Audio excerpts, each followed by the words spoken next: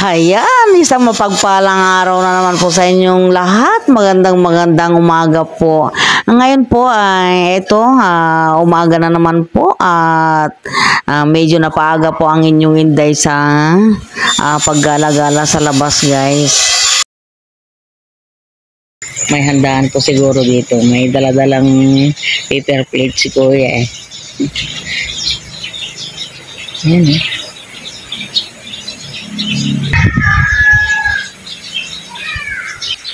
Nagagandaan ako dito sa pason na to.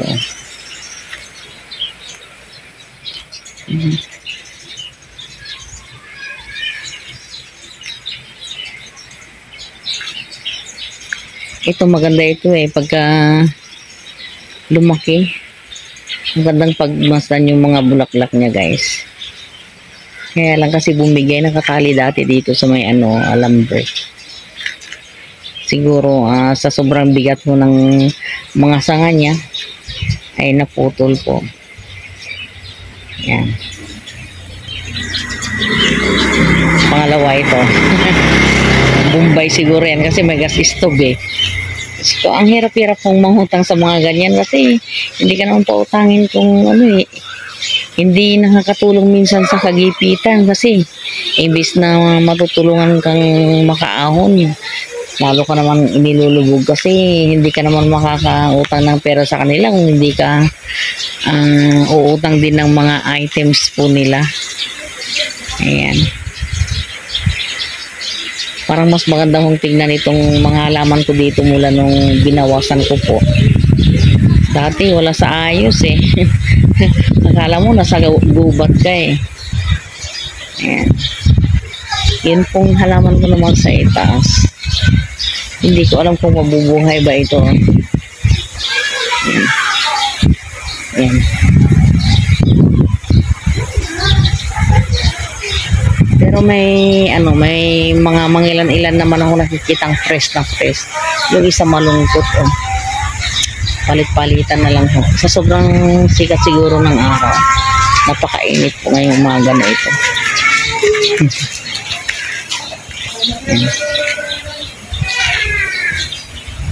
Bali, ito guys.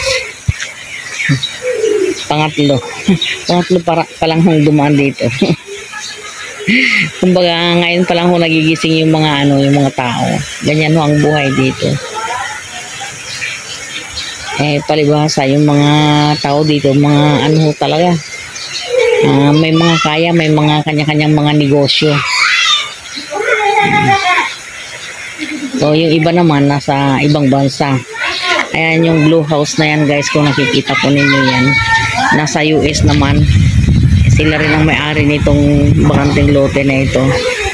At isa rin sila sa mga pinakamaraming lupain po dito at bahay dito sa may lugar po namin. Yun po yung nila, mag-invest. Sa kanila nga rin yung bakanteng lote na yan dito sa may ayan yung may signage na yan, yung bakanteng lote na yan sa may dead end, guys. Sa ngayon ho, unti-unti na tinatayuan yung mga bakanteng lote ho dito. Halos kaunti na lang po ang mga bakanteng lote po dito sa amin, guys. Ito na lang ang walang pagbabago, guys, kasi ang nito, ang kwento mo nitong bahay na ito, itong pinakalawang bubong, kumbaga nailit po ng bangko yan. Ngayon ang nangyari naman, yung laman po niyan, yung mga wirings, ganyan, yung mga ibang mga gamit mo dyan, nung mailit na, pinagtatanggal na ho nung ewan ko kung sino, mga ibang tao. Yan. Kaya ho yan, ampaw na yung bahay na yan. Kumbaga ang pakinabang na lang ho dyan yung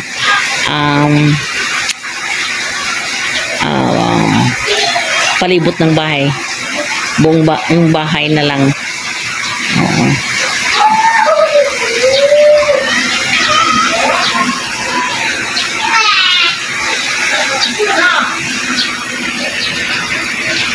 Siguro itong ano ko na ito, itong dragon fruit na ito, malapit na naman hong mamunga. Ano ganda oh. Ganda ng tubo ngayon. Kasi naalagaan ko sa dilig. Ayan. Ito namang alugbati ko. Ayan, maganda na naman. Unang harvest ko yung kinain ko nung isang araw, guys. Pinapakuluan ko lang ito. Nilalagyan ko ng konting asin, konting bitchin. Ayan, masarap na. Ganyan lang ho ang ginagawa ko. Kasi, wala ako lang ho ang kumakain. Hindi ako makapagluto ng gulay talaga. Minsan naman yung anak kong nasa Tarlac, kami lang dalawa talaga mahilig sa gulay. Pag nagluto na siya, naglalagay na ho siya sa freezer. Tapos, pagka may pumunta ko rito, ayun, kinukuha niya. Ibinibigay sa akin. Oh, tingnan ho ninyo itong papaya ko, guys. Marami na akong bunga.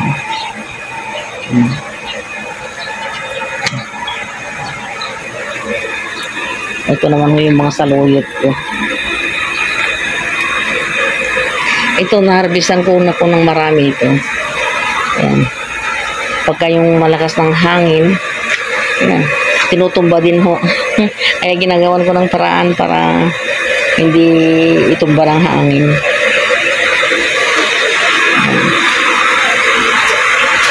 Pagka hindi ako busy, ayun, doon ako nagluluto-luto. Pero katulad niyan, araw-araw kong may guest. Kaya kung ano yung nasa ref, yun na lang ang kinakain ko. Wala na akong time, guys, para magluto para sa sarili ko. Ayan. Ayan, ang ganda-ganda na yan. Hindi ko na ho inilipat, tama na ng ganyan. Maganda naman hong tignan. Ayan. Parang gumanda na ho ngayon yung mga halaman ko nung binawasan ko. Kasi dati, ano ito napakaraming halaman. Basta sa tuwing may nakikita kasi ako na nagugustuhan ko, sige, tusok ng tusok ng tusok. Pangit din ho pala. Nawawala sa ayos yung mga halaman.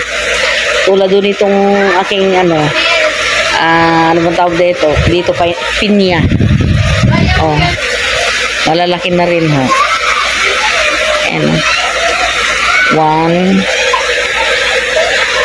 2 3, ayan. Yung nasa labas, guys, ayan. Tulad doon ng naalala ko pala. Yun po palang isa na yun. Ilang taon na rin po pala yun. 3 taon na, hindi pa na mamunga. Sana nga mamunga na kasi malaki na eh. Sabi nga ho nila, matagal daw pala talaga bago mamunga ang pinya. At itong aking bougainvillea, ayan, mula rin ho nung inilipat ko rito, gumanda na rin ho ang ano nila. Naging healthy na rin po. Dati talagang kuluntoy din ito eh. Parang si Inday din ninyo eh. Ito, ang ganda-ganda na rin ho. Kailangan lang mo talaga ng alaga. Parang tao rin ba? So, ito naman ho yung update ngayong araw na ito, guys. Ayan, mga guest ko namin. Humabol ho sila bago sila uuwi. Ayan, naligo mo na. Ito na rin ho yung mga halaman ko dito. Magaganda na rin ho. Tamang-tama ho yung pwesto nila. Simple lang, diba? So, hanggang dito na lamang, guys, at sana po ay nagustuhan po ninyo ang aking binahagi sa inyo. At kung nag-enjoy po kayo, pa-like, share, comment, and subscribe naman po. Bye, guys!